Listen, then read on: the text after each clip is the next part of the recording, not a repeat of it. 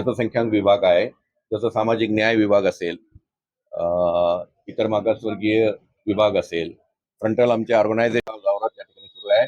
काल आम्ही परभणीला होतो. आज हिंगोलीला या ठिकाणी बैठक झालेली आहे. नांदेड आहे, लातूर, उस्मानाबाद म्हणजे धाराशिव आणि अशा पद्धतीनं पूर्ण पश्चिम महाराष्ट्रातलं सोलापूर, सांगली, सातारा, कोल्हापूर, इचलकरंजी असेल या ठिकाणी मी जाणार आहे. अल्पसंख्याक समाज मोठ्या संख्येने त्या ठिकाणी राष्ट्रवादी काँग्रेसकडे सोबत येत आहे.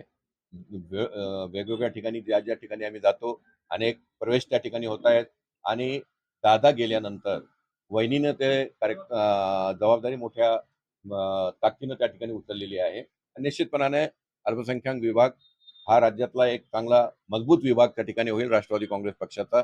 याबद्दल आमच्या मनात कुठल्या प्रकारची शंका त्या ठिकाणी